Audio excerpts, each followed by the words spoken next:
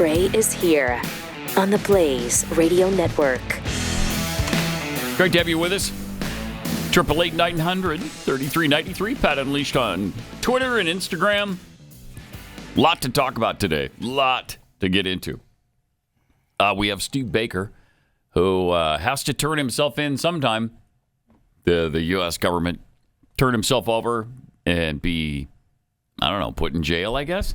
We don't know. We don't know. Yeah, we don't know what's going to happen. It is ridiculous. I cannot wait for him to tell us all the latest. He's going to be in studio to tell us about it in, half an hour or so? So that should be great. Yesterday afternoon, Christie dropped out of the race. We lost him. Go home, Chris. Yeah. Go home. So great. Just before his big announcement, there was some audio from his hot microphone. Yeah, I think this leaked is online. Right before, wasn't this from his website where they were going to show the announcement, right? And so somebody started the live feed. Yeah. With the audio, right? Okay. Okay. And here's what was said. And let's not forget she spent $68 million. Yeah. I mean, we spent when you give land to China and places like that. Yeah, that's what you get. Yeah. Yeah, I mean, look, she spent $68 million so far, just on TV. Spent $68 million so far, $59 million by DeSantis, and we spent 12. I mean, who's punching above their weight and who's getting a return on their investment, And she's going to get impossible. Smoked. And you and I both know it. She's not up to this. She's going to get smoked. We both know it. 20 points behind Trump in New Hampshire, right? Yeah. Oh, yeah. And he's still going to carry Iowa, right? Yes. Always. I talked to DeSantis called me, petrified that I would. He's probably getting out after Iowa. Well, he's. Oh, no! At the worst possible moment. That's great. Because the guy with him said that he's up 20 on Nikki and New Hampshire. And then the guy goes, he's probably going to win Iowa, right? And he goes, yeah, DeSantis called me petrified. Probably reference to Iowa. Yeah. Probably. And then the mic goes, oh, come on. Too bad. I want to hear what DeSantis said to Christie. Fascinating, too, because do you remember the last debate between 4 or 5 of them? And Christie was Nikki Haley's knight in shining armor. Yep. Defended her like crazy. And now she's going to get smoked. You and I know it. She's not up to this. It shows you just how disingenuous the guy is. I don't know what calculated BS he was doing at the debate, but it's that was interesting politics, to hear. Right? He was being honest behind the scenes. Right. He was being political on the debate stage. Exactly right. And yes, great point. Yeah, Christie punching above his weight. There's no such thing for him. It's impossible for Christie to punch above his weight. There's nothing up there. There's nothing above his weight. So, let me eat. So what are we down to 4 now, huh? And then there were 4. Oh, in fact, I got to check this. Can you believe Asa Hutchinson's still? Tell me he's not real. No, he's in. He's still in. Okay. He is still in this thing. I don't know why. I don't know how, but he's still in it. There's something with making money. It's such a grift that I guess by not closing shop officially, right? He can't. I guess. Seriously, he hasn't dropped. Are we positive? Yeah. Gosh. Okay. So I put Just a looked poll. at it yesterday. Well, shame on me for not including him. But Twitter only lets you do 4 options. So this morning I put a poll up, and the last time I did a poll, it got out of control because certain influencers were retweeting it to their supporters. So anyway, but so far it looks legit, right? I'm looking to see who's retweeted it. If you could vote in the Iowa caucus on Monday, who would you cast your vote for? Let's see. Ron DeSantis right now has 47%. These are just my 40-some-odd thousand followers. Donald Trump, 38%. Vivek, 13%. Nikki Haley, 0.5%. Awesome. So again, for what that sample size is worth there. That's good. Yeah, That's good. we're up to 776 votes. Posted an hour ago. So we'll see. Ron DeSantis leading the way among my followers on Twitter at Keith Malinak. Okay. So the debate last night boiled down to Nikki Haley, Ron DeSantis. Right. Obviously, Trump opted not to debate once again. That's going to be the case all through the Republican primary. He's not going to debate. There's no reason for him to, apparently. Although I sure wish he would. Yeah. Like for him to answer some things. Me too. But he's not going to. He's just not going to, and we might as well get used to that. He's not going to be part of this. That's too bad. Yeah, it is. Because, I mean... It's really a shame. Yeah. Because I'd love to hear his explanation on multiple things. And, where he stands on certain things as well.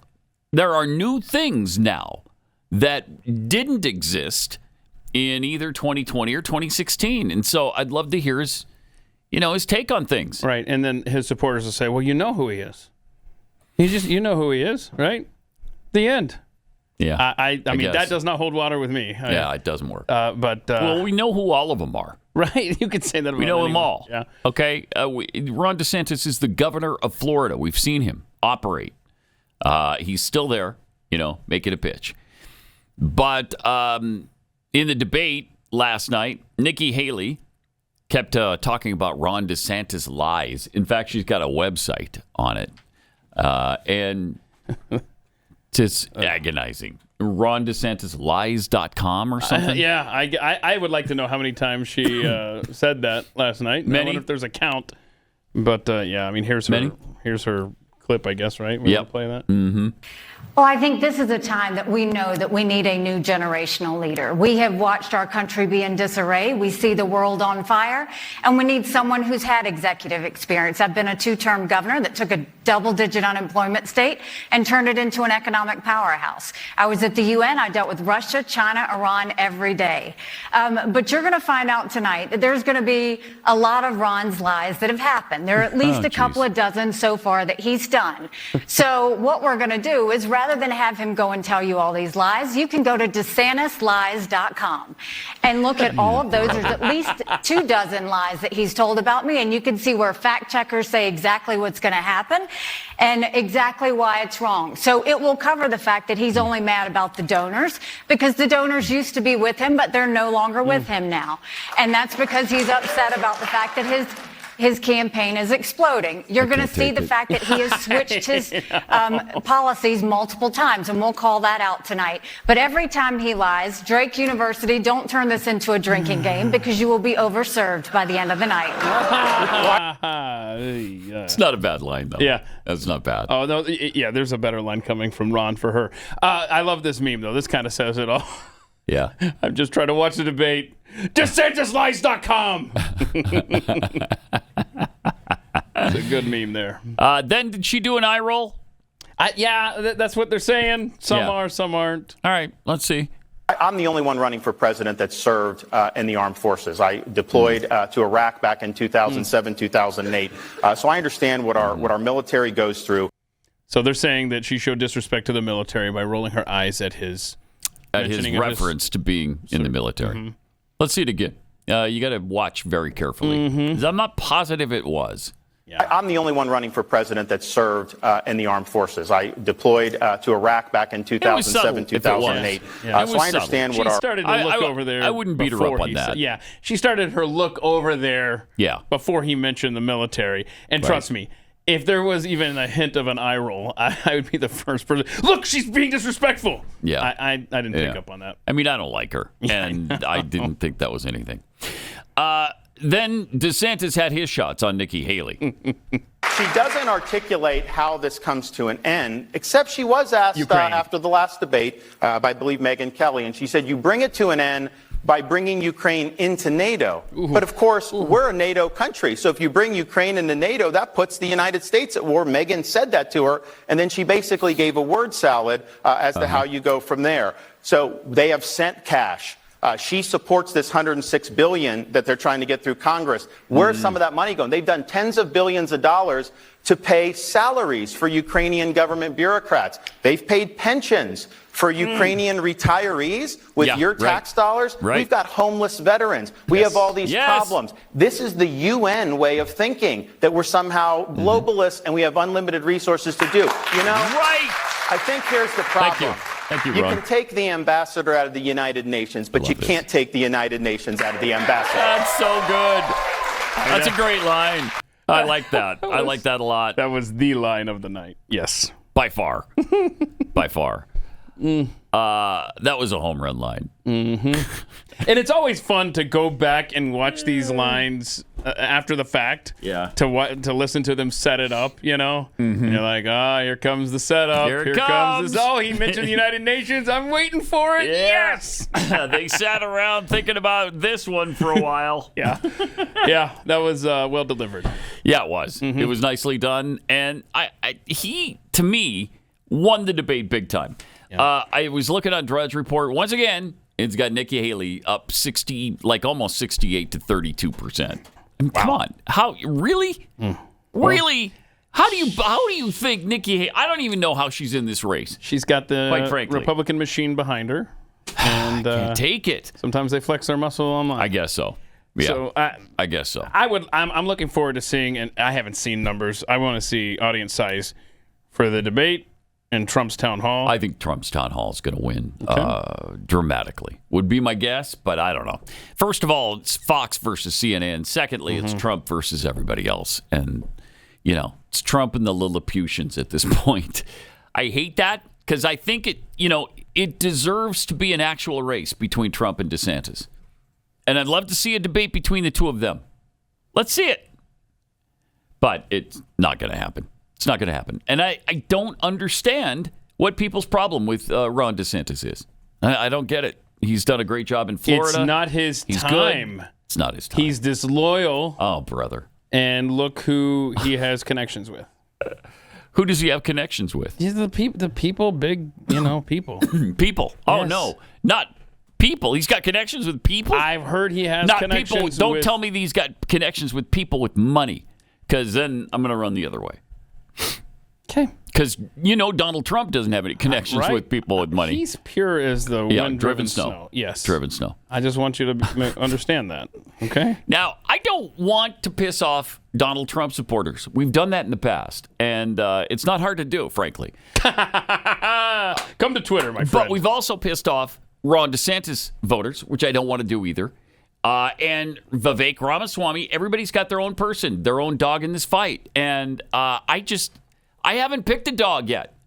I am leaning certainly one way, and you can probably sense what way that is. But Asa, you're the only person in media, Pat, that even knows he's running. Up that Asa Hutchinson's still running. We see you over there, Pat Gray. That's true. Thank you for seeing me. Finally, I'm being seen. Do you prefer? I feel so good now. The term Asa head. Is that who you are? Or do you Asa Mentum? Is that what we're doing? Yeah, something like that. We'll work it out. Okay. There's got to be something more catchy than either of those, but I don't know what it is yet. But, we're just trying to noodle this thing out, and part of noodling it out is talking and maybe criticizing one of them from time to time. Even Donald Trump deserves criticism from time to time. Yep. Everybody does. There's not a perfect candidate here. And we have criticized all of them. You know that if you listen to this show. We've criticized them all. Most of our criticism lately, I think, has been Nikki Haley because she sucks. Mm-hmm. And she's essentially a Democrat running in the Republican Party. Maybe not that extreme, but she is an establishment Republican who is not a solid conservative. She equivocates on so many different things. She is a warmonger. She is a spender. She doesn't care how much money we have to give to Ukraine. She's willing to give more. And I just can't go there anymore with these war hawks. I can't do it. Amen.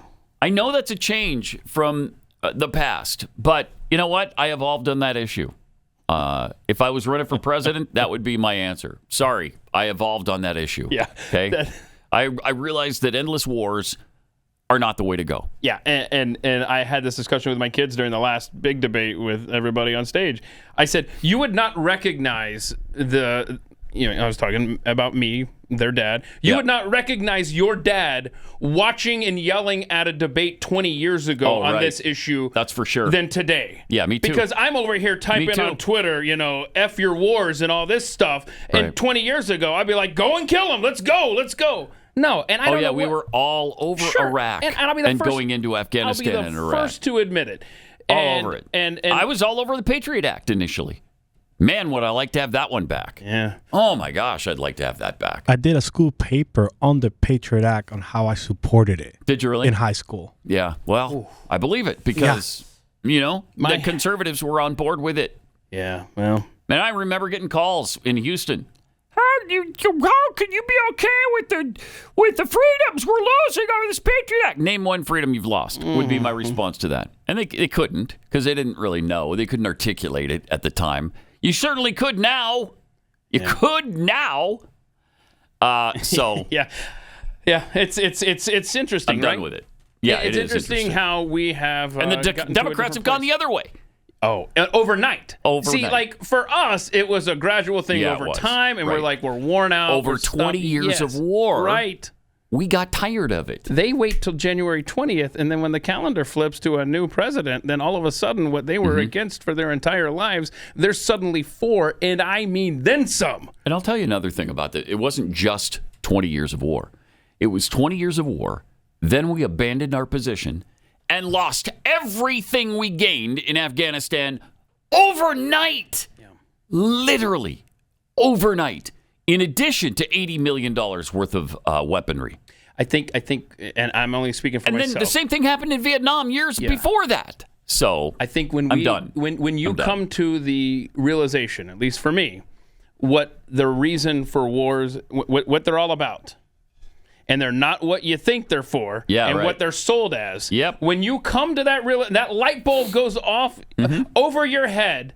And you have this moment of reflection where, well, I want to be patriotic and support my country and go and spread freedom throughout the... No, that's not... That may have been what you were sold, but that sure as hell is not what this government is fighting a war for. That's right, because they can't be won. And we can't play it because that we would be, I think, eliminated from YouTube today if I kept going any further. But these wars, they can't be won. Do you want them to go on and on and on? I mean, that's the next question. Is that what you want? Because I don't. And they are going on and on and on. And this war in Ukraine can't be won. It can't be won. It's not going to be won by Ukraine. Does anybody really believe? Anybody believe? Even with our continued help, can they sustain this for an indefinite period of time? The Russians are already finally making the progress I think they believed was going to happen in about a week.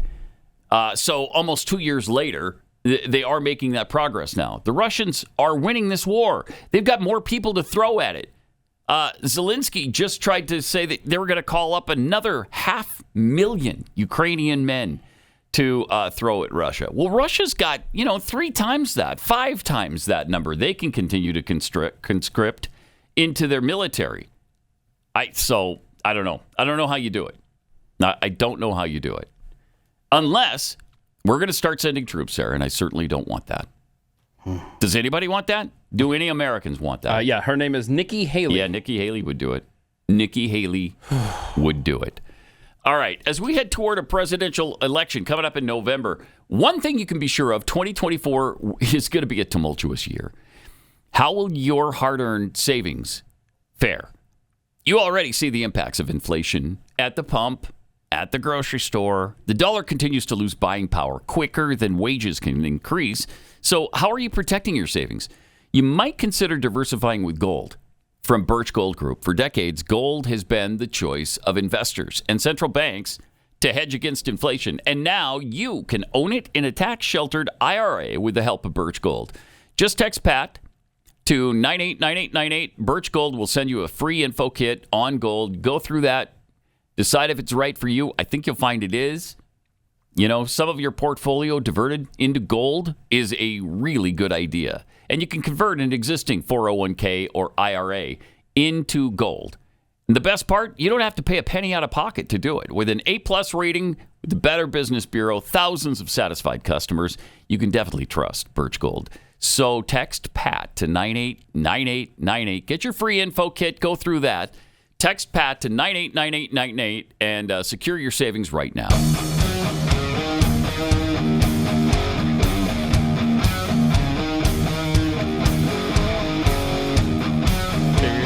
Pat Gray Unleashed.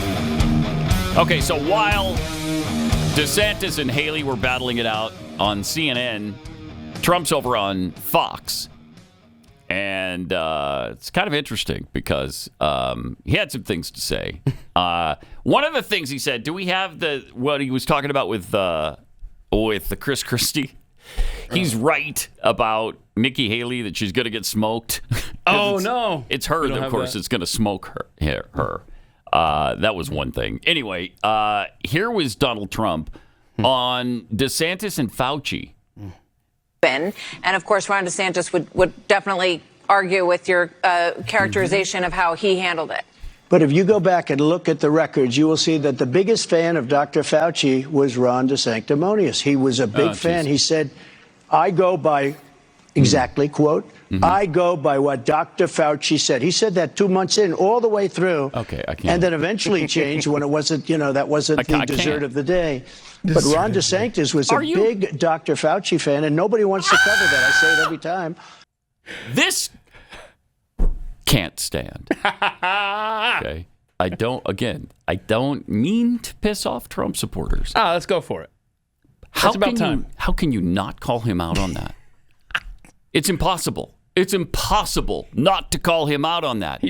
Does he remember? You are the one who kept him, promoted him, left him in there, followed his advice for a year. Yeah.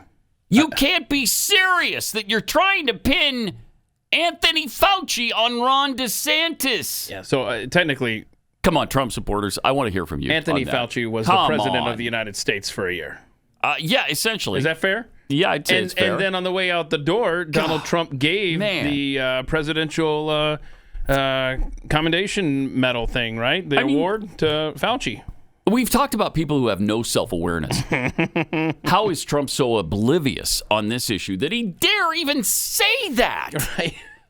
You avoid that issue, right? Because you were the Fauci guy. Or maybe you just avoid debates, Pat.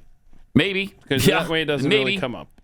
But when you're asked point blank about it, I don't know. There's got to be a better answer than trying to pin Fauci on DeSantis. Yeah, and come on now. I remember at one point, I forgot when this was, but I do recall when Ron DeSantis talked about wanting to toss that little elf across the Potomac River.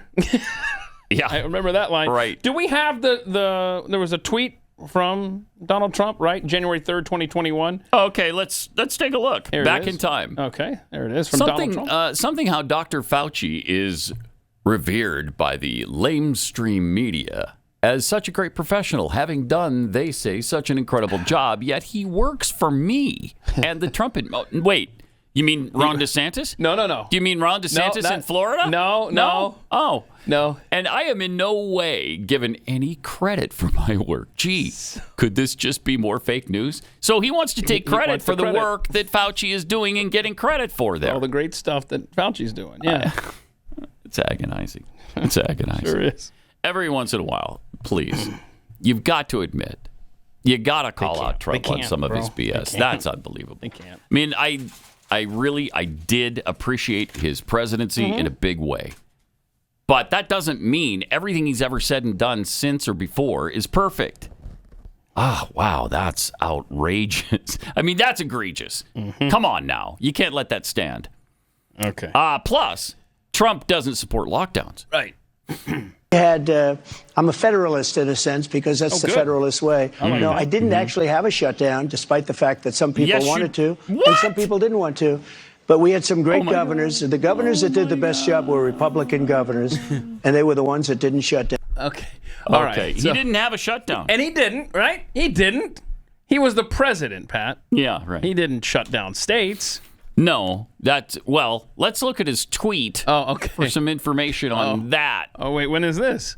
This is April 13th, 2020. Print's you need me to read that? Okay. Yeah. So this is Donald Trump. Because you recall, going on at this point in time, you've got Governor Kemp in Georgia is like, all right, enough of this nonsense. Yeah, he wanted to open things back up, and Trump was pissed. Yes, he was. And has hated Kemp ever since. For the purpose... Ever since. Now, I believe Trump strongly endorsed Kemp and then turned on him after this. Well, yeah, and who knows how much this had to do with Kemp not fighting for him during the 2020 Well, election. there's that too. Yeah, Yeah, and I agree with that. So for the purpose of creating conflict and confusion, this is Donald Trump tweeting, some in the fake news media are saying that it is the governor's decision to open up the states, not that of the president of the United States and the federal government. Let it be fully understood that this is incorrect.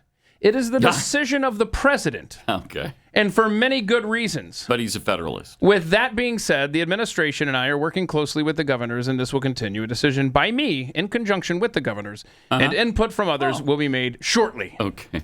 After he just said that he... And how long did the 15 days to flatten the curve last? How long did that actually last? A little last? north of 15. Yeah, quite north of 15. So... I don't want to hear from him on. Well, I do want to hear from him on this issue, but I don't want him to lie.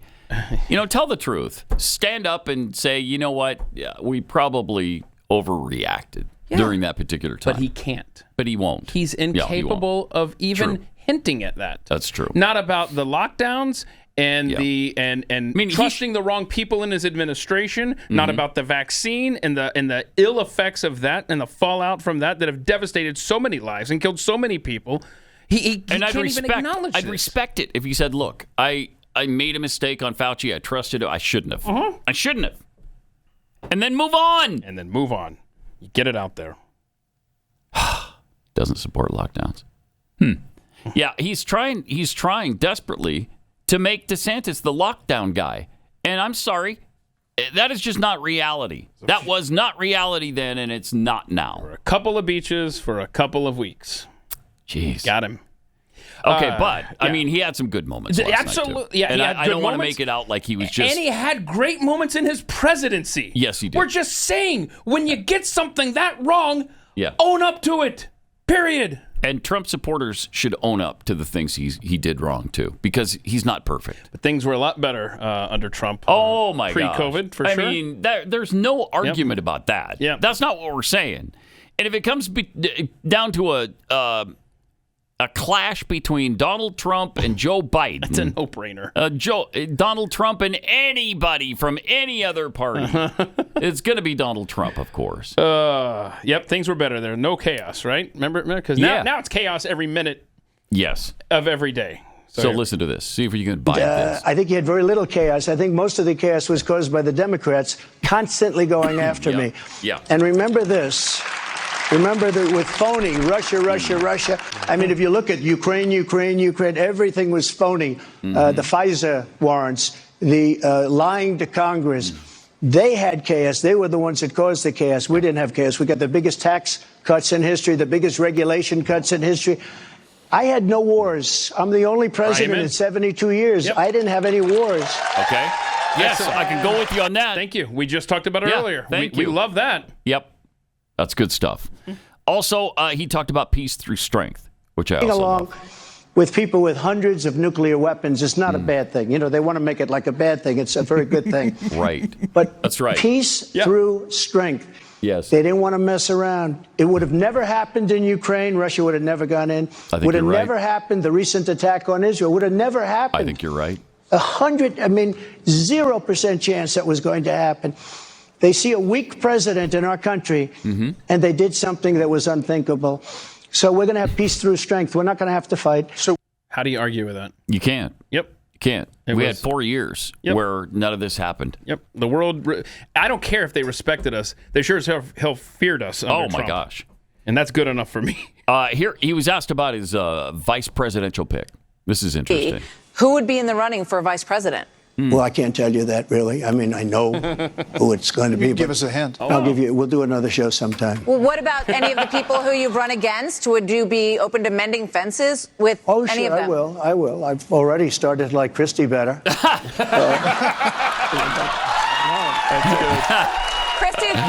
for vice president? I don't see it. That would be an upset. Christie for vice president. Ladies and gentlemen, I'd like to announce.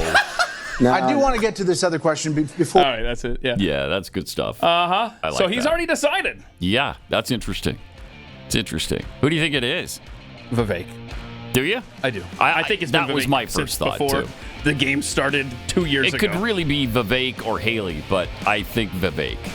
It's interesting. I'm not sure how much Vivek helps him, but maybe. All right, we've got Steve Baker coming up to talk about J6 stuff and his part in it. Next. Pat Gray Unleashed.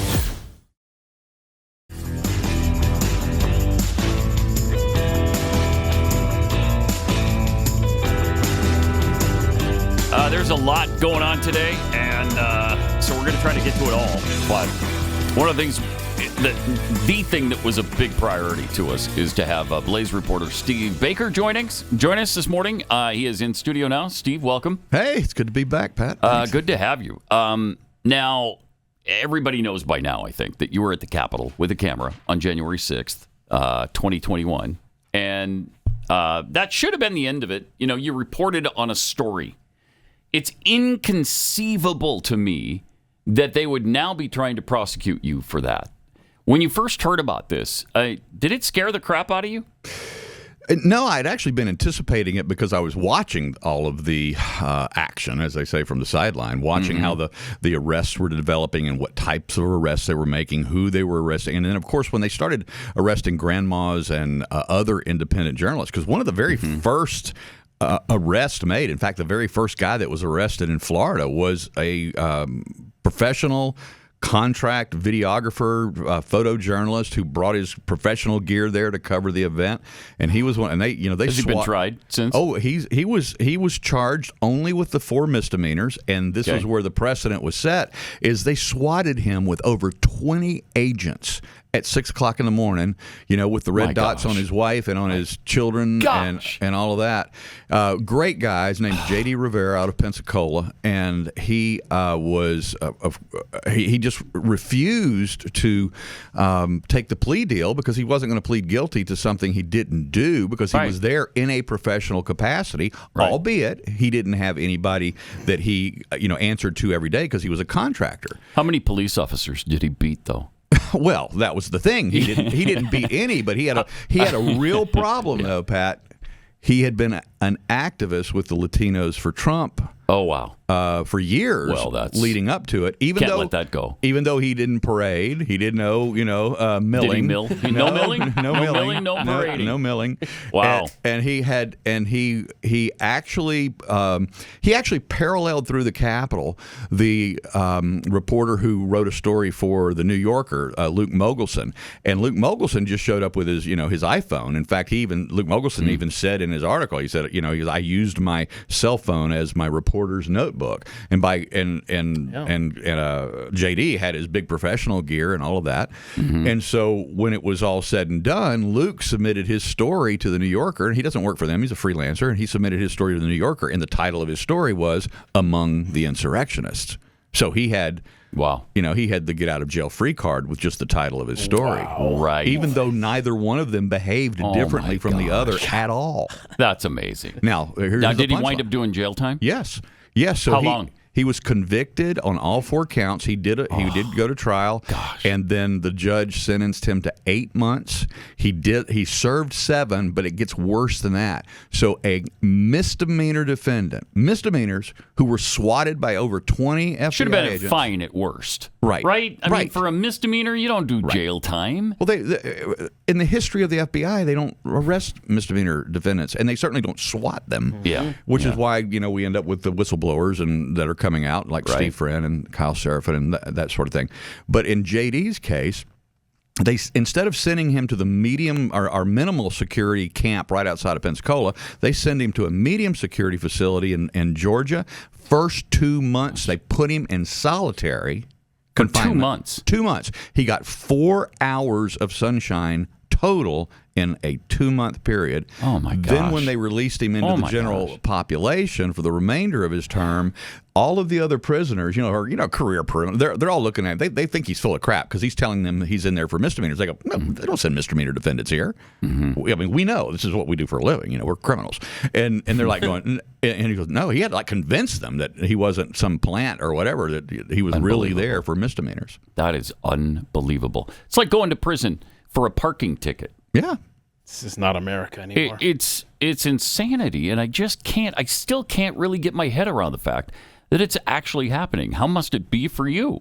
So now you've been waiting for this to come for what, almost 3 years, for the better part of 3 years, to be apprehended or have to turn yourself in, and that's why you're in Dallas, because you're going to turn yourself in here, right? Yeah. And when does that have to take place? Because initially they said before Christmas, right? And then they said, okay, after Christmas. Right. And then they said sometime in January. Is that the deal? Is that the time frame? Yeah, we were actually in D.C. with some video analysts from the Blaze, looking at the Capitol 40,000 hours worth of CCTV. Right. And on a Thursday morning, I was actually meeting with Thomas Massey's chief of staff, get a text from my lawyer, and it says, you need to call me. And I'm like, oh, crap. Okay. So I stepped out in the hallway and called him, and he said, okay, well, the day we've been waiting for has come. They want you to surrender yourself next week in Raleigh, North Carolina, where I live, and next Tuesday, and that would have been the Tuesday before Christmas week, the Tuesday before, and they're going to process you,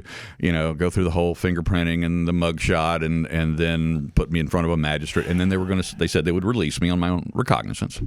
And so that such was a dangerous person. I'm surprised that they were going to allow that. I mean, I don't think they've the allowed me streets to roam free for 3 years. Yeah.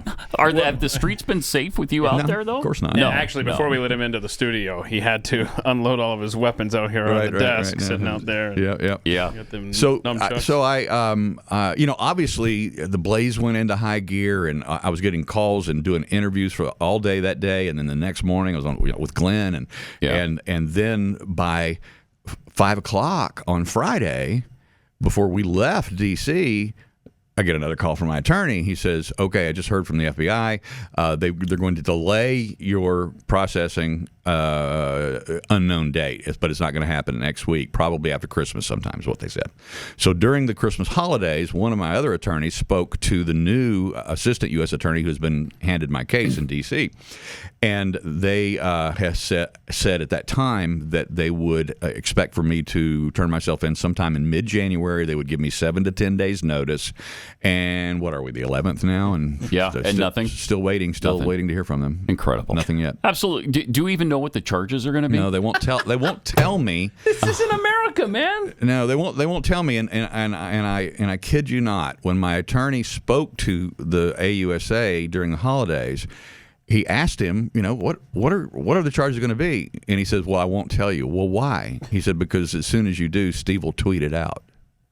And what? So what? Yeah, well, that's I'm assuming there's a code or statute in the Code of Federal Regulations against notifying a potential. I can't believe defendant. that's legal. I can't believe this is all legal.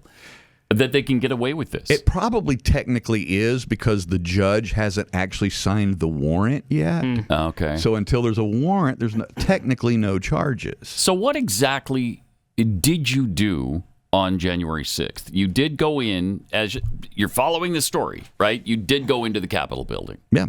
Did you mill?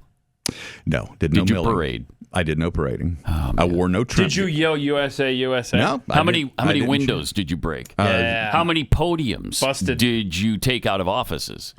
0. Oh, okay. And 0. Wow, that's amazing. Yeah. I mean, so how is this possible that in the United States of America, where we've got a First Amendment that guarantees freedom of the press, how can you not follow the story? How can you not go document what's happening? How many reporters from CBS, ABC, NBC, MSNBC, CNN have faced a similar situation to you? None. None. As a matter of fact, technically, roughly 60 journalists, independent, stringers, freelancers, mainstream media, credentialed, uncredentialed, every imaginable type and category, actually went through those breached doors or broken windows to follow the story inside, either photojournalists or journalists. 60 went in. Right out, about 60. Now, there were already there were probably another 100 already in the building because they were covering, the certification of the election that day. Right. So there were journalists inside the building. Yeah. And then there was about 60 that came in. Technically, according to the law, and any first-year, journalism school guy would know that you can't as a journalist, regardless of your credentials, enter a restricted space unless the cops go, come on, because they do that. I mean, this happens all the time. It's happened for centuries because they understand that the press being there is for the public good, the public interest. Yeah. And so that happens all of the time, that press are allowed behind police lines, allowed into restricted spaces. But when they say no mas, no more, time to go, then you have to go, which is exactly what happened to me that day. I was in the lower level of the Capitol actually looking for a restroom, and a young female Capitol police officer came up to me, grabbed me by the arm and said, "Sir, can I safely escort you out of the building?" And I said, "Do I need to be safely escorted out of the building?" She said, "Yes, sir, you do." I said, "Okay." And then she walked me right past where... Didn't resist or any of that? No, and it's all on video. We have it all on video. Man. And which we'll be showing very soon. I mean, it's incredible. Yeah. It is absolutely outrageous. Keith's got a question. We'll get to that in a second here. But we're talking with Steve Baker, Blaze journalist, about his role in J6 and how unconstitutional all of this is, how un-American all of this is. But first, this past December, drug shortages hit a record high. And this is causing severe disruptions in medical treatments. There's delays, there's treatment cancellations, and rationing even of vital medications like antibiotics. That's why the Jace case is so important right now. You just unzip this. You got 5 different antibiotics in there. Nice. But you can also get some add-ons like ivermectin. Oh, I've heard of that. Which is pretty awesome. That is. And it comes in this handy case. And so you can be prepared for any shortage. You can be prepared for just inconvenience. You might be out of town. You might be away from your doctor, from your pharmacy, and it's just too hard to deal with. Murphy's Law, man. You always got this. When you're out of town, something happens. I get sick. I get a bronchial infection every time I leave. And so this comes in super handy. You just take the antibiotic. Who knows when you're going to be, I don't know, in Israel, and you come down with a bad case of a leprosy. Oh, yeah. Well, then you got the antibiotics that, they didn't have back in Jesus' day, and you cure it with your... So specific. Yeah, well, I mean, leprosy was a big deal back then. Are we going back in time? Because never mind Jay's case. Tell me more about time travel. Anyway. JASEmedical.com. Use the promo code PAT, and you're going to save at checkout. Okay, that's Jace Medical, JASE, JaceMedical.com. Beware, Pat Gray is unleashed. Back now with Steve Baker, Blaze reporter, who this is inconceivable to me. Yep. We use that word. We don't apparently know what it means because it doesn't seem to. Everything's inconceivable now. But Steve is awaiting turning himself in, and it's going to happen sometime, somewhere, with some unknown outcome. That's our government. Yeah. Yeah.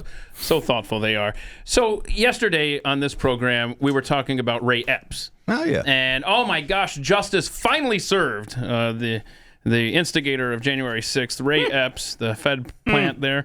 Got a $500 fine, 100 hours of community service, and a year of probation. Woohoo! Threw the book at him, they did. So you and I, Steve, were talking after Pat Gray Unleashed yesterday in the hallway, and you said, Oh, there's even more to Ray Epps that you need to know about. And I was like, do tell. So please enlighten us. Well, I mean, look, we have no proof whatsoever that he was a Fed, is a Fed, that he worked for the FBI, the DHS. We just have a suspicion. But I mean, look, if you followed his testimony in the House Select January 6th committee, and you read the softball questions that Adam Kinzinger threw at him, and Miss Cheney threw at him, and all, and it was like, okay, why is this guy being treated with kid gloves? Right. This is the guy that actually was calling people to go inside the Capitol, and for some reason he's being treated with kid gloves, and of course we all know that he was on the very first front line of the very first barricade breach. Yep. And now we have, because of the access we've had to the videos, we now have been able to track him to the second barricade breach. And this is a very, very interesting thing,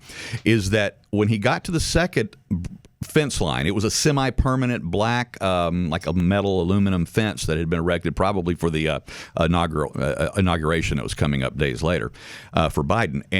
And other individuals who put their hands on that fence and shook that fence, like the Proud Boys, they were given sentencing enhancements terrorism sentencing enhancements for shaking that fence. We have video of This is Epps. so political. We have Epps with his hands on that same fence doing this. Yeah. Okay, and then when that fence finally breached, he was once again at the very breach point. I mean, he was the tip of the spear of that breach.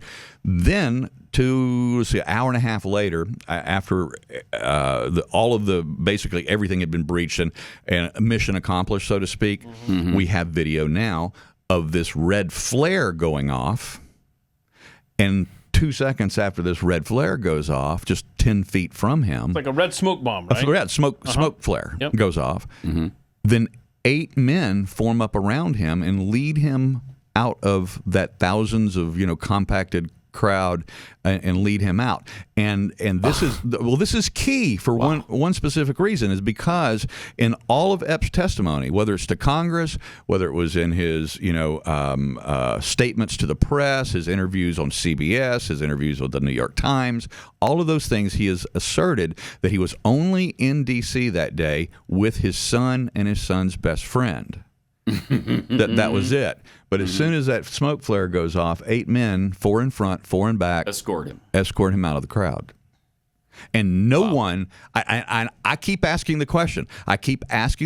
Even of the friendly, journalists that I know on the in MSM. I ask them, why won't you cover that? Because you always cover Ray right up to the breach point, then you skip over everything, and then you show him on the front line where he's actually saying, hey, don't do violence. The cops are just doing their jobs, and he's trying to calm people down, which they, of course, brought up in his sentencing hearing the other day. Sure. So 3 quick things here, if I may. Did you mention he went to all 3? He was the common denominator in all 3 breaches. Yeah, all of the first 3 barricade Ray Epps breaches. was at all 3 of those. Yeah. The other thing that you mentioned to me yesterday in the hallway was he said he was there to support President Trump, right? How far away was President Trump speaking from the Capitol? Somewhere between a mile and a half away. When the breaches were happening. Trump was still on stage. He wasn't at the speech supporting the president, apparently. And then the other thing, correct me if I'm wrong, was not Ray Epps on the first FBI most wanted list from J6 and then all of a sudden vanished? Yeah, he was like I think he was most wanted number 16 originally, and then he was pulled and then he was disappeared from the list. Can you do another 15 minutes with us? Yeah, sure. All right. So we will pick this up on the other side. There's just so much here. There's just too much, really. You could spend a whole week on this. No kidding. It's outrageous. And then they wonder why there's conspiracy theories circulating. We have not heard the truth on January 6th yet. And we probably never will from the government. And they wonder why there's discontent in this nation, too. Yeah. And they love it. They love the discontent. All right. Blaze reporter Steve Baker, more with him and his experience on J6 coming up.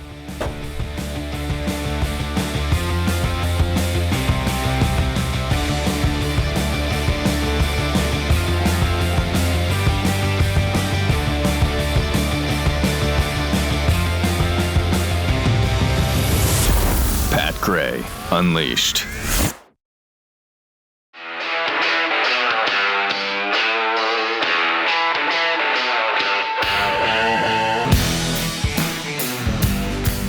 Pat Gray is here on the Blaze Radio Network. We want to get right back into our J6 discussion with Blaze reporter Steve Baker in just a second. First, let me tell you about Preborn, because, man, are they doing God's work right now? And they have been for years. Preborn networks of clinics saw over 58,000 babies saved last year. So thank you. For everybody who helped make this possible, we should celebrate these precious babies. When Antoinette found out she was pregnant, she was in a bad place. She didn't know how she could raise her child on her own. She searched for an abortion clinic.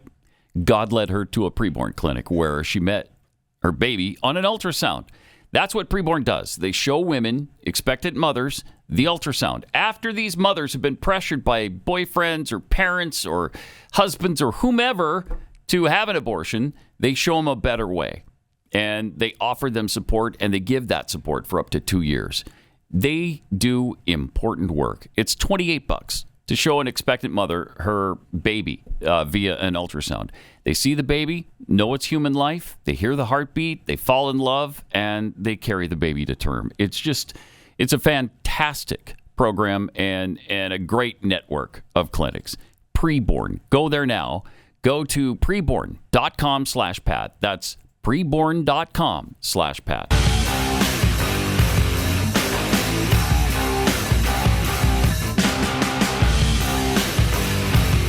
This is Pat Gray Unleashed. Blaze reporter Steve Baker, who you weren't Blaze reporter then, right? On J6. Yeah. So you go into the Capitol to document what's happening. This is history in the making. Supposedly, it's the day democracy almost died. Right. How much killing of democracy did you witness that day? How did you see any violence going on? Did you see cops being beaten by these Trump supporters? No, I actually tried to destroy democracy myself, as the founding fathers would have liked to have done. Yes. That's, good answer. Yes. But were there people breaking windows and hitting cops with poles and? Oh yeah, no, I got video myself of a lot of violence. I mean, and you didn't hide it. No, right? No. So I'm hard pressed to understand. Is it just because you work for the Blaze? Is it just because you're an independent voice? Well, they have gone after several independent journalists through this process. One just had his sentencing hearing yesterday, and thank God it was the day after Ray Epps. I think the judge may have been rattled by this Ray Epps light sentence because once again, this is a guy that was instigating, that was inciting, right? And the government, and he gets no jail time. Yeah, and the government was yet only asking for 6 months of imprisonment for him, and then the judge gave him a 1-year probation and a $500 fine, 100 hours of community service, which the 1-year probation is very, very low because, again, if you were a grandmother that walked through with a cell phone and took a couple selfies in the rotunda, no violence or anything like that, you may have gotten 2 years, you probably got 2 years probation, $2,000 fine, and could have gotten 2, 4, 6 months in prison, depending upon what you said while you were in there. Because if you ran your mouth and did a little bit of parading and chanting and milling and that sort of thing, you might have gotten a little bit more than that. Well, obviously, Epps did a lot more than that. Mm-hmm. And then yesterday, a young journalist by the name of Stephen Horn, who had a dossier. Now, this is the most maddening part of his story, and I covered his trial. Was there every day for his trial. He got the 4 basic misdemeanor charges. He once again, on principle, he stood. I said, no, I'm not going to plead guilty to something I didn't do. If you're going to charge me, then you have to charge the other 60 journalists that walked through the door. Mm-hmm. It's got to be fair. So they filed. He and his attorneys filed a selective prosecution motion, and in that motion, they showed his dossier of press passes that he had earned and achieved and acquired all the way back to when he was as young as 16 years old. I mean, this kid just wanted to be a journalist. Mm-hmm. So he goes there as an independent journalist, and then he gets arrested. Now, the interesting thing about him is on the 7th, January 7th, he called the FBI. He said, I've got 2 hours worth of video here you might be able to use. The guy was not a Trump supporter.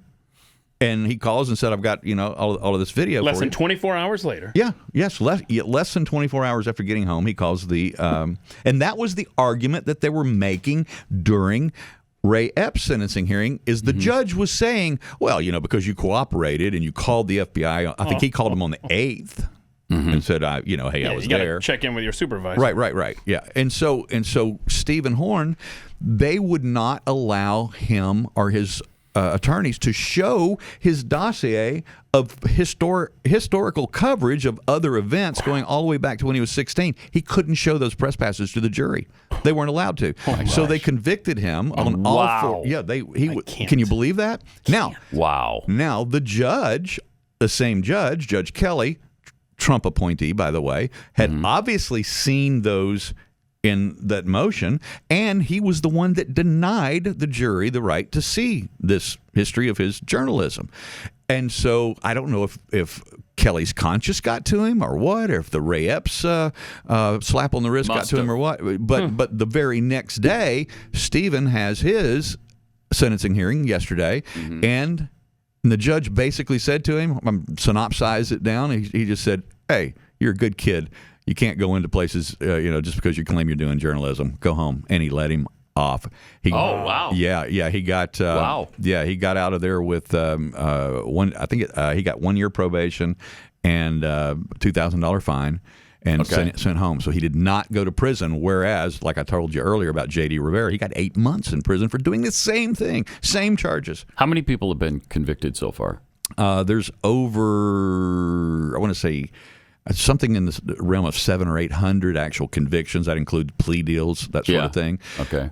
There's been over 600 trials. There's been I forget the breakdown because it changes every day now. Right. We're up to almost 1,300 arrests now, and they seem to be lighting the fires on. Yeah, they want more. Yeah, and they've said that point blank. Yep. There's much more to come. Yeah, Biden was bragging about it on Friday. And it just doesn't end. Still going to keep pushing it. They're milking this for everything they possibly can. And you talk about never letting a crisis go to waste. Wow. And this is the crown jewel. Yeah, it really is. It is. And this is why, at every one of our events that we've ever done, we've tried to tell people, remain calm, be peaceful, don't get carried away. Let's leave the area better than we found it. Let's clean up our trash. I mean, the 828 event we did in Washington, D.C. in 2010, we harped on that for weeks ahead of time so that nothing, untoward would happen, so that there wouldn't be any violence that they could hold against us. And you see now how the left uses and abuses these situations forever if anything does happen. Yeah. So even if it was instigated by the left and by undercover FBI agents, still some people on the right went along with it, and this is the result. It has cost us dearly, and it's really frustrating. It is. It's the largest narrative victory the left has ever scored and ever won in the history of our country. By far. So is there any hard evidence that you've come across that the FBI was involved in instigating this? I have no hard evidence that they were involved in it.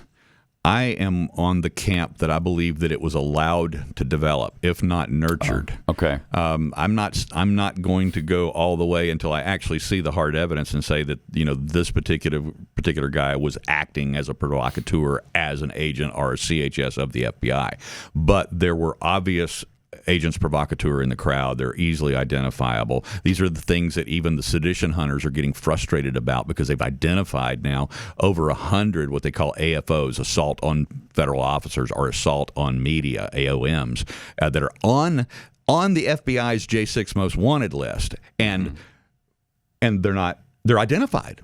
We know their names. We know their home address. And they're not arrested. And they're not arresting them. They're arresting the likes of Siaka Massaquoi, the actor for Babylon Bee and Daily Wire, who did not even go into the Capitol. They're going after people like me. They're going after other individuals that are, I don't know if we're the low hanging fruit or they can get a quick notch in their gun belt. I don't know.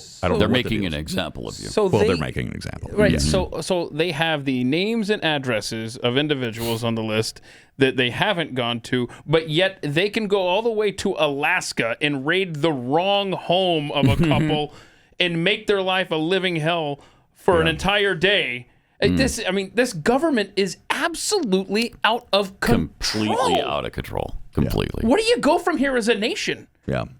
That incident was a huge black eye for the FBI, and again, it was a frustration for the sedition hunters. Who I don't like the sedition hunters. I consider them good Germans. They're reporting on fellow citizens and turning their names and addresses over to the Stasi is the way I look at their activities. Yeah. But even they are, as I said, frustrated because they're handing on a silver platter the FBI and the DOJ the names and numbers and addresses and of these violent offenders, and yet wasting their time going after the likes of me.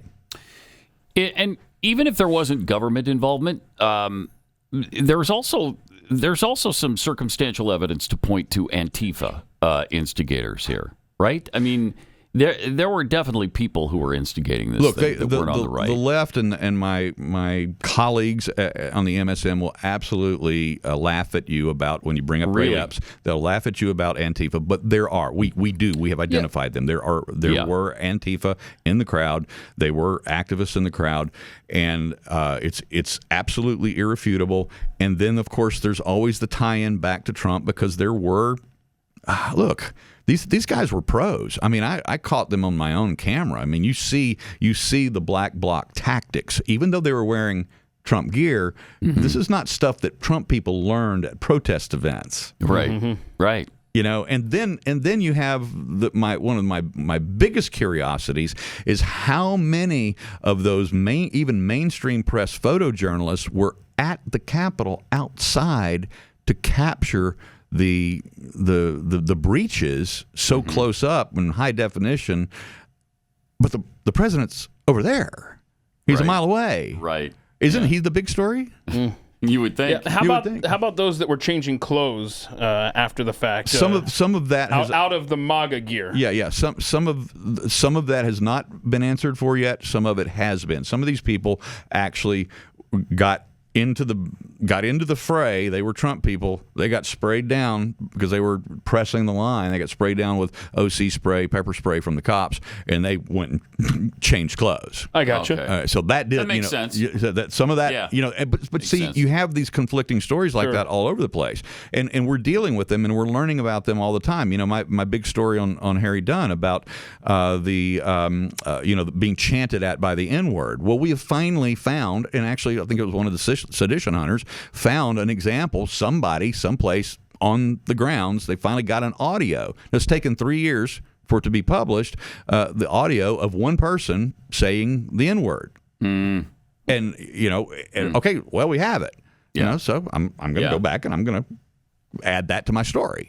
Right. But you got to do that. You got to update it when the evidence comes forth. But I mean, there were I've heard estimates as high as 3 million people were there that day. That's overblown. Is it? Yeah. How many would you estimate were there? I actually did. I believe it or not, I have a 20-minute video on Rumble where I do a crowd size analysis using some military scientific estimates for crowd sizes based on the acreage at the Washington Monument Lawn, the ellipse, and all of that. I have come up with between 400 and 600,000. That's what I came up with. If you're listening to the MSM, they still say 30,000. 30. I've gotten a couple of them to concede to 150,000, and then of course then you have those that are saying 2 and 3 million, that sort of thing, and that's just not correct. It was a lot of people. It was a lot of people, and it was a small number of people who got out of control. But that small number really hurt us badly. Yeah, there were, and there will only be no more than about 300 people that actually really did violence out of several 100,000. And now there will be more that will be charged with violence because they're charged with aiding and abetting because they're in the area. So they're charged with violence because they didn't help, or those similar type things. They were maybe got caught in a pushing and shoving scrum, and they weren't actually doing it, but they will be charged with violence because they were in the middle of that scrum. And again, why were they there? I don't know. Every individual has a different story. Every circumstance is different. Yeah. But it's nowhere near the number. I mean, the madness is that half the country believes that tens of thousands of people descended on the Capitol to stop the election certification, to take over the Congress, and to kill Nancy Pelosi and hang Mike Pence. And that's just not true. Right. As you go through this process, Steve, and you see it up close and personal, what level of confidence do you have in your government? It's kind of changed over the last 3 years, right? I mean, first of all, when you're talking about the most incompetent government in the history of mankind, and then I'm going to trust their judicial branch to oversee what's going on with me personally in a fair and honest and legal way. After watching these trials and watching what they've done and watched and seen and reporting on now how they've manipulated evidence and how they've suborned perjury and put people on the stand, federal officers on the stand, to lie in order to convict and frame other citizens as it relates to January 6th. So they can get the golden ring of narrative and keep it going, as Nancy Pelosi said, to establish and preserve the narrative, as she said. I tell you, incompetence combined with evil is it's a bad combination. It sure is. It's a death knell to a nation. What do you think is the best possible outcome for you? Is there a chance that you just get a slap on the wrist like Ray Epps got, a fine and probation? Look, I say this every morning when I wake up. Lord, let this cup pass from me. I still hold out hope that this is a fight they don't want. Yeah, me too. I have 6 attorneys that for you. that are all coming. They've all come to me and said, we want to represent you. So we're nice. building I have more than that have come, but we've got 6 attorneys on the team now. We obviously, I mean, look, you guys at the Blaze blew my socks off. I mean, because any other company in the world could have said, "Hey, we love you, Steve. You're a great guy, and you do good work." And when this whole thing is over, come back and we'll talk to you. And instead of doing that, you guys doubled down and said, "No, we're not going to. You're no longer a contributor. You're one of us." And that's awesome. Signed the paperwork yesterday. Oh, all right. That's great. I did. I cut my wrist and got the blood, and it did, drank from the golden chalice. It'll heal. We'll be praying for you. Thank you. And hoping for a really good outcome, like a slap on the wrist or no slap whatsoever would be nice. Yeah. Since you were doing a job of a free press, a supposedly free press. But thanks for everything that you've done to document this story and everything you will do, and good luck. Thanks, Pat. Steve Baker. Did you know that traditional bed sheets, by the way, where do people go if they want to learn more? I mean, I'm sure you tell this story and you've got things available, and other than the Blaze, is there another place that... Yeah, I mean, other than the Blaze, I mean, I every day, I'm updating people and keeping people apprised of the latest J6 developments in my, my X account. So that's at TPC4USA. Okay. At TPC, the number 4 USA. And awesome. Follow me daily there. Okay, thanks. Traditional bed sheets. This is icky to think of, but they can harbor more bacteria than a toilet seat. How'd you like to sleep on a toilet seat? It's kind of what you're doing. It can lead to all kinds of ugliness. Miracle Made offers a whole line of self-cleaning, eco-friendly bedding, like sheets and pillowcases and comforters that prevent 99% of bacteria and require 3 times less laundry. Self-cooling properties for better quality sleep using silver-infused fabrics inspired by NASA. Miracle Made sheets are thermal regulating and designed to keep you at the perfect temperature all night long. Awesome. Plus, they're really soft and luxurious and comfortable. Miracle Sheets. Comfortable and luxurious without the high price tag of other luxury brands. I mean, some bed sheets that are really nice and the luxury brands, they're over $1,000, $1,500, $2,000.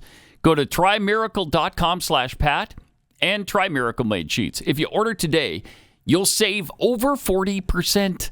And if you use our promo code PAT at checkout, you'll get 3 free towels and save an extra 20%. Miracle is so confident in their product, it's backed with a 30-day money-back guarantee. So if you're not 100% satisfied, you get a full refund. It's just that easy. Upgrade your sleep with Miracle Made. Go to trymiracle.com/Pat. Use the promo code PAT and get your 3-piece towel set free and save over 40%. That's trymiracle.com/Pat. You're listening to Pat Gray Unleashed.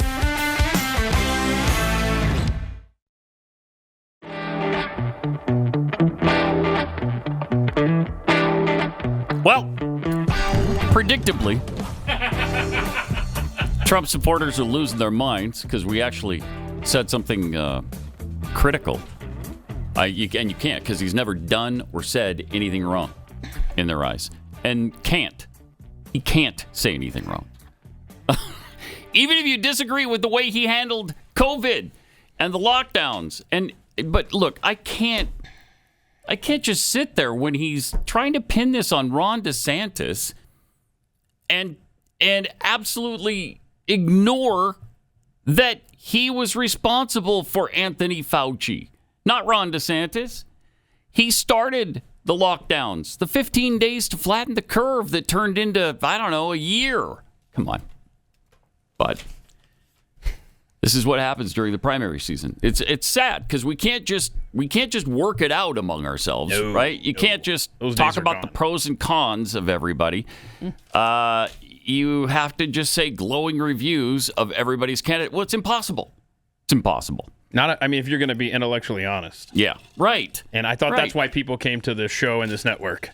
But I guess we're wrong in some cases. Yeah. Jeez. Another thing that we haven't even touched on yet was Hunter Biden's appearance on Capitol Hill yesterday. Jeez. Wow.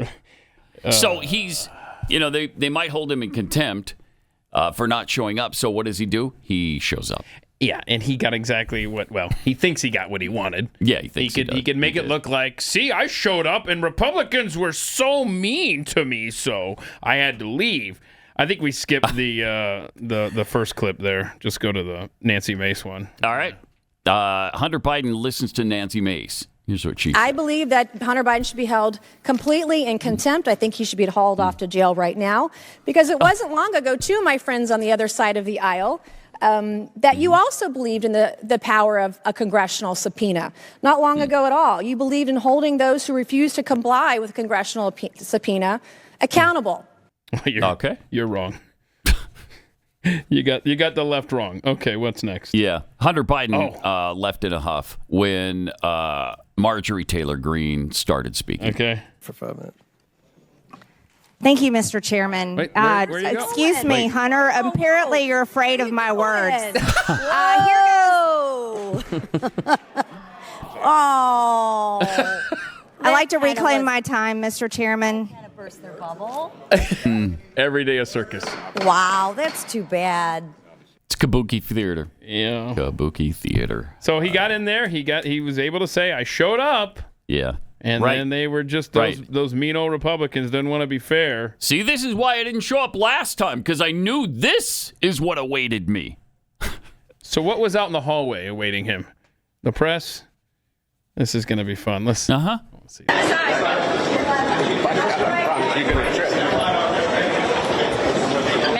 side of me. Hunter. What's your favorite type of crack? What's your favorite type of crack? Are you on crack today? Are you on crack today? Mr. Biden, why did you put your dad on speakerphone with your business partners if you had no involvement? This is a good question. Sure is. Do you have a dad? Does he call you? Yes. Do you answer the phone? Yes. Okay. But why did you need to talk to him during business meetings if he had nothing to do with your business? Yep. Way to follow up. Okay. Yep. Yeah, you can't answer that one. Why was Joe Biden on speakerphone if he has nothing to do with your business? And what was the other question? Why was he a part of these conversations? When he had nothing to do with your business. Good questions. Wow. This is Pat Gray Unleashed.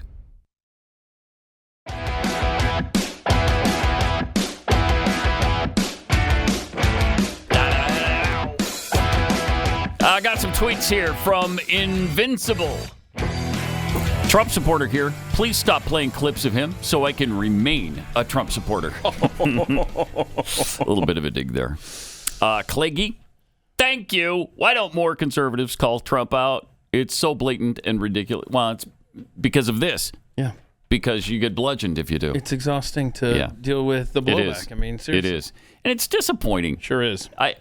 Before 2016, I really thought Republicans could hash this out among themselves. Boy, were you wrong. Yeah, boy, was I wrong. Cindy Faye, exactly, Pat. Trump has no self-awareness of his major part in the lockdowns, the economic crash with all the money they printed, and the dangerous so-called vaccine he helped rush to the market. Now, and the thing is, Donald Trump is proud of his role in COVID. Well, and that's fine. But then don't besmirch other people's efforts during COVID. I think that's maybe an area then you steer clear of. At the very least, right? Yeah. Tommy Eastman, Trump put in the bump stock ban. Oh, that's right. Yeah. And so Tommy says that means he's not a friend of the Second Amendment. The deplorable Mr. Jackwagon. Seriously, Pat, stop pretending you don't already know Trump's VP is Asa Hutchinson. Nailed it. After all, you are the leader of Asa Mentum. Yeah, you caught me. You caught me. Dead to rights there. Carl Smith, Pat, you of all people should be very careful. Joking about going to jail for a traffic ticket. Oh, yeah. Yeah, I've had a few of them. How have you stayed out of prison? The prison system. Yeah, it's a miracle. It's just an absolute miracle. Chalk Demon Jason number 2. Chris Christie dropped out. I hope the floor is all right. These jokes write themselves. Yeah, they do. Yeah. Sons of Thunder 43. Can we at least coalesce around the fact that we need to get the corpse in chief out of office? Yes. We should be able to. Think about that. Should be the main goal. He should be the topic. Yes, absolutely. Which, absolutely. If you think about it, though, it's pretty obvious to everyone in this country how bad of a shape we're in, right, under this presidency. Yeah. And that's without him getting the attention that he should be getting, the negative attention he should be getting from the Republican candidates because they're too busy fighting amongst themselves. Yeah, true. Imagine the perception of Joe Biden if the Republican candidates actually focused their figurative fire on him. Well, and especially in light of this latest absolute travesty with the defense secretary. I've never seen anything like that, where a guy has surgery. He's out. He's in intensive care. He's the defense secretary of the United States of America. He goes to the hospital, doesn't tell anybody. He's in there for 4 days. 4 days ICU. Doesn't tell anybody. We find out after the fact, oh, yeah, he had elective surgery and then some complications from that. Prostatectomies are elective now? Wow. In that, I guess you could have sought some other treatment like radiation. But, wow. And we didn't even know. His second in command didn't know. The president of the United States. Say what you will about Biden and his awareness and him not being the real president. You should have informed the commander-in-chief, right? Anyway, I think this is fireable stuff, obviously. He should no longer be our defense secretary. I mean, there's no question about that. And the handling of it all and the lying and the cover-up, it just shows how bad this administration is and how badly we need new representation, whether that comes from Trump, DeSantis, Ramaswamy, whoever. But we can't focus on that because we're too busy stabbing each other. So, sad. But we've been speculating this morning because last night Donald Trump said he knew who his VP choice was going to be. Okay. And so we were kind of, well, is it going to be Nikki Haley? Is it going to be Vivek? For his part, Donald Trump retweeted something yesterday. It was pretty interesting.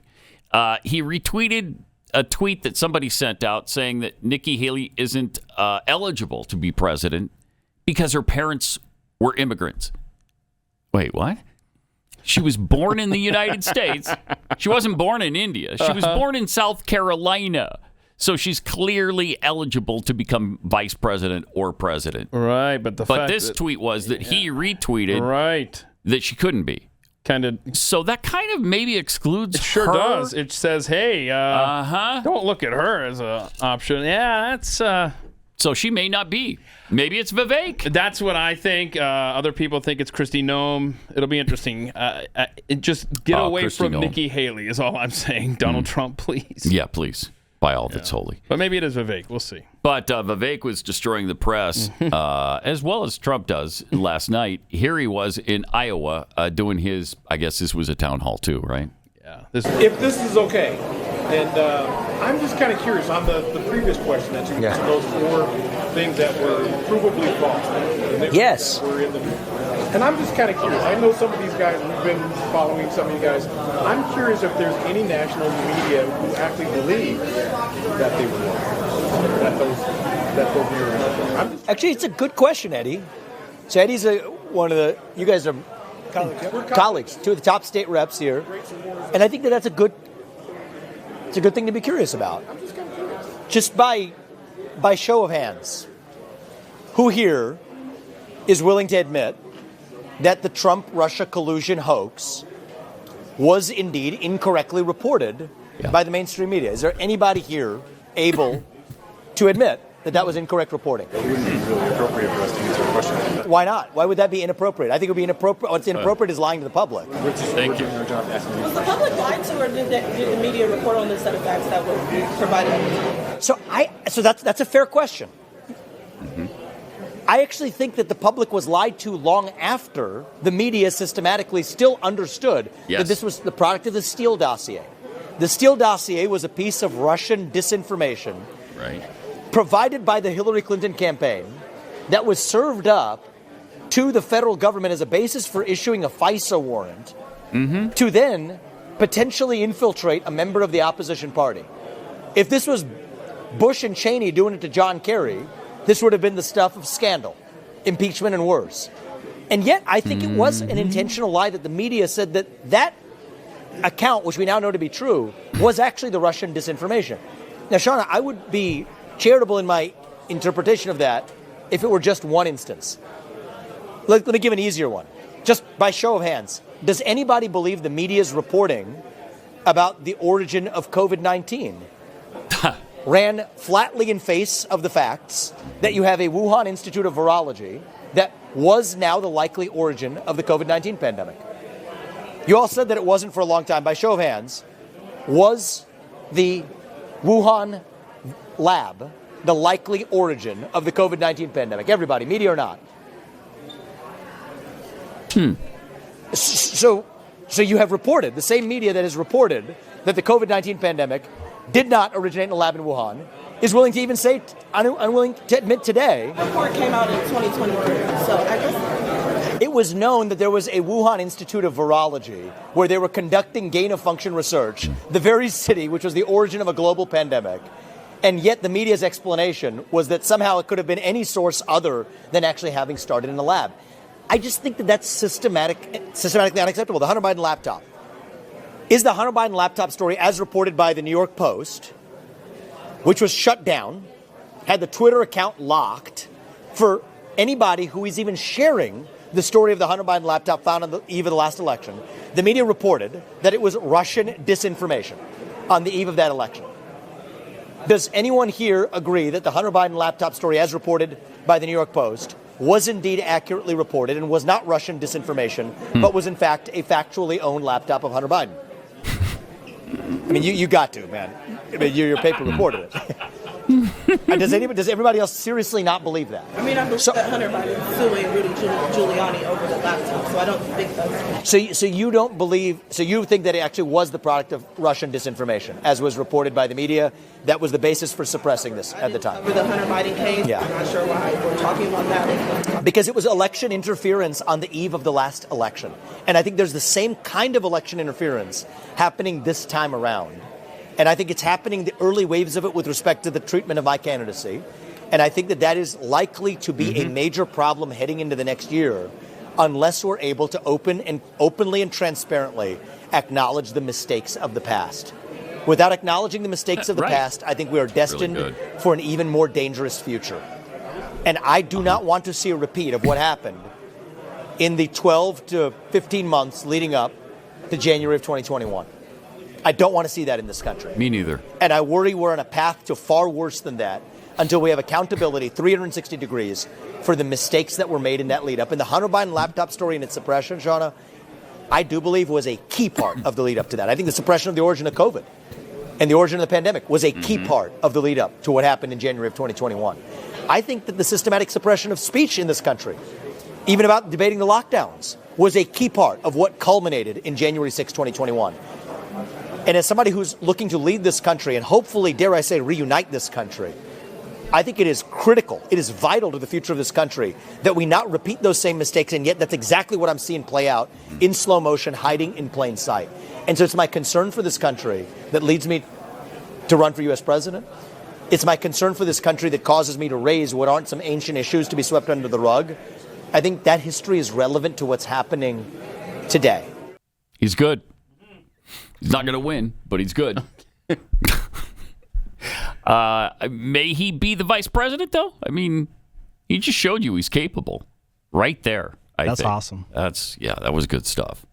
It was good stuff. Does everybody realize the fact that Anthony Fauci, a guy we've been talking about lately again because a number of things, he sucks, yes. But he's been before the House committee, the House Select Subcommittee, and he's been testifying behind closed doors, which is interesting because this is something that should be witnessed, I think, by the American people. Thank you. Kind of important. But his testimony about, how terrible he was. Of course, he was fantastic because he is science. Okay, yeah. Right? But testimony has uncovered drastic failures within the health system, according to Republicans. Fauci previously served, of course, as director of the National Institute of Allergy and Infectious Diseases. He finally retired, what was that, last year, I think, around this time? Right after, when he knew the Republicans were going to control the House. Yeah, right. And so committee chairman, Representative Ben Wenstrup, issued a statement saying Dr. Fauci's testimony today uncovered drastic and systemic failures in America's public health system. Not only that, it also uncovered the fact that he's a bald-faced liar. The guy claimed not to recall. Oh, yeah. I do not recall. He answered that way over 100 times on the first day of testimony. Yesterday was the second day of testimony. Yeah. I think they're done now. But the first day, he did not recall over 100 times. Yeah, and he's also said that he's not convinced that there was learning loss during COVID. I don't know, maybe. Are you kidding me? Bro. Wow. So Rand Paul recently criticized Fauci, saying that he lied to Congress over questions relating to gain-of-function research, and he did. A series of posts from the COVID Select Subcommittee on X, formerly Twitter, also discussed gain-of-function research, saying Dr. Fauci profusely defended his previous testimony, where he stated NIH does not fund gain-of-function research in Wuhan. We know that to be a lie. Today, he repeatedly played semantics with the definition of gain-of-function in an attempt to avoid conceding that NIH funded this dangerous research. Fauci claimed he did not recall, we already mentioned that 100 times. Georgia Representative MTG, Marjorie Taylor Greene, who's a member of the subcommittee, spoke about Fauci's testimony, claiming that he believed in enhancing the viruses using gain-of-function research or that capability in order to create vaccines. It's a shocking thing to think about, she said. Yeah. Yeah. We ever going to see his holdings? Fauci's? Yeah. No, probably see how not. he may have profited off of that? I would guess no. But we should go back and listen to some of what Fauci had to say about the origins of COVID-19, just as a little refresher in our memories here. If it may have been a lab, may have been nature, we're supposed to look forward, then why did Dr. Fauci work so hard for just one of those theories? What do you say to that? I'm almost have to laugh at that. Neil, I mean, that's totally bizarre. First of all, I wasn't leaning totally strongly one way or the other. Flashback. What I do feel strongly about is that this was a spillover from an animal species to a human. Strongly suggesting that, in fact, it was a natural occurrence. Strongly indicating that it was a natural spillover. Strongly points to this being a natural occurrence. Pointing much more strongly towards a natural occurrence. Very, very strongly. Strongly favors a natural occurrence. I wasn't leaning totally strongly one way or the other. It is very, very strongly leaning towards this could not have been artificially or deliberately manipulated. I lied. There's a distinct anti-science flavor to this. There it is. I mean, that's just jaw-dropping, right? Yeah. That's just, you can't believe your eyes and your ears, except there it is right in front of you. I represent science. Yeah, you do. Wow. I mean, what is it you say time and time again, Pat? It's that they will lie to your face and tell you when you're sitting right there in front of them, you can tell them, I am not here. Well, yes, you are. I can see you with my own eyes. No, you can't, because I am not here. I mean, that's essentially what he just did. Mm-hmm. Time and time again. Wow. He's fun. Oh, he is, isn't he? Yeah, fun is a really good word for it. Let me take a minute and tell you about the Colony Ridge documentary that debuts today. We're debuting our second episode of our docuseries, Blaze Originals. Glenn traveled to the quickly evolving Liberty County, Texas, to give you the real story of Colony Ridge. It's just north of Houston. It's in that metropolitan area. It's growing really fast at a rate of 200 lots per week. And based on what Glenn and the Blaze Originals team observed firsthand, the overwhelming percentage of residents are Spanish-speaking non-citizens, so they're illegal aliens. Glenn spoke with the developer, John Harris, and while he stated that approximately 35,000 people live there, the local officials contradicted him, estimating the actual population is more than twice that. If nothing is done about this, there's going to be hundreds of thousands of people living in Colony Ridge in just a few years, and that's where you come in. Both the right and the left-wing media have given vastly conflicting reports on Colony Ridge, and Blaze TV couldn't have traveled there to get you the real story without your support. This documentary is only the beginning of our Blaze Originals series, exposing corruption and what's really going on in our country, and we can't do these productions without your help. That's why, if you're not already a subscriber to Blaze TV, please subscribe now. You'll get $30 off on an annual subscription by visiting blazeoriginals.com. blazeoriginals.com. Use the promo code Colony Ridge. In this episode, Glenn addresses all the rumors, and he'll bring you the truth. Is Colony Ridge specifically targeting illegal immigrants to take up residency? How is this new favela-style development impacting basic utilities and services like water, sewage, and the local school systems? What is the toll on the existing residents? Is any of this legal? And would you believe me if I told you that Colony Ridge could fundamentally change the political landscape of Texas and even the nation permanently? Colony Ridge poses an enormous threat to the future of our country. And again, we couldn't have made the real story of Colony Ridge without your support. So if you want to see this episode and future installments, help support the work we're doing, please, by visiting blazeoriginals.com. Go there now. Subscribe using the promo code Colony Ridge. Colony Ridge. You'll get $30 off your annual subscription.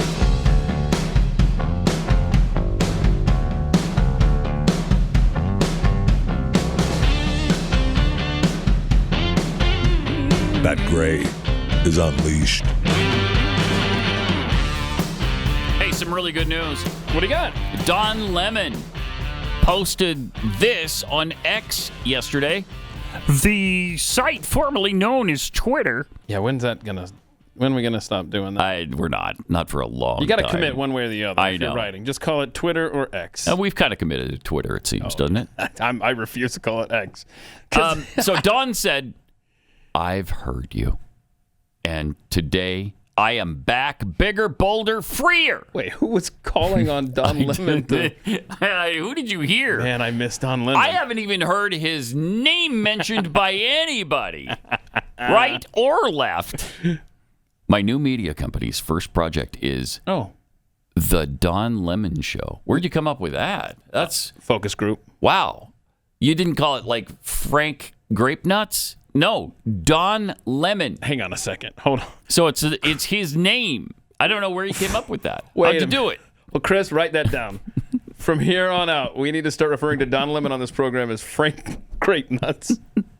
Make it so. Anyway, it'll be available to everyone easily, according to Don. Okay. Whenever and wherever you want, streaming on platforms where the conversations are happening. Yeah. And you'll find it first on X. The biggest space for free speech in the world. Oh, he likes free speech now. He says, I know now more than ever that we need a place for honest debate and discussion without the hall monitors. Oh, jeez. Okay. This is just the beginning, so stay tuned. Oh, my gosh. I can't wait for Don Lemon, Frank Grapenuts on X. Okay, so that'd be interesting to see how many views he gets. I bet it'll be over 3. 3? Way over 3, like maybe 5 or so. Well, okay, hold on. His mom's going to watch. Yeah. You know, his significant other will probably watch. Uh-huh. And there's going to be I think he has a cousin. There's a stray search for grape nuts that'll get you there on the landing page. So exactly. So he'll have a decent It is going to be interesting to see if we get the CNN version of Don Lemon from recent years, who went after Trump at any chance he could over any little thing, or are we going to get the Don Lemon who called out like black youths or something? Remember that? Yeah, I do. That was a powerful thing. Pull up your pants or something. Pull up your pants. That's what it was. Yeah. It's going to be interesting to see what kind of Don Lemon we get. On a couple of light notes, did you see the retirements yesterday? Stunning. Nick Saban at Alabama retired. I'm kind of surprised that he didn't go out on a national championship note. Yeah, but apparently he's really done. He hates the NIL stuff. He refused to. Yeah, I don't blame him. That. It's ruining college football. So he retired, and Bill Belichick got fired. Actually, they agreed to part ways. Did we know Bill Belichick's record without Tom Brady? Ooh, it's not good. I'll say that. I got to look that up. You should look at his overall record and then compare that to the last, what, is it 3 years? Yeah, too much math. I think it's 3 years. Too much math there. Yeah, that's a lot. But speaking of football, California right now, could this state get any worse? They're considering banning tackle football for kids under 12. Why don't you let the parents decide? How about that? How about you let me, as a parent of my child, and I love her more than the California representatives, I guarantee you that. How about you let me make that decision? Well, lawmakers who want to ban tackle football to reduce brain injuries gained ground yesterday in the legislature, still face a fairly uphill fight, but I would not be surprised to see this happen, where they're just going to, there is an effort right now to kill football. Yeah. At the Pee Wee League level and at the NFL level. And they're trying hard because it's something Americans enjoy. And you can't have that. You ready? Bill Belichick. Okay. With Tom Brady, he's won 77% of his games. Without Tom Brady, he's won 45% of his games. So that's not as good then. Not quite as good. Not quite as good. All right. We'll see you on overtime. This is Pat Gray Unleashed.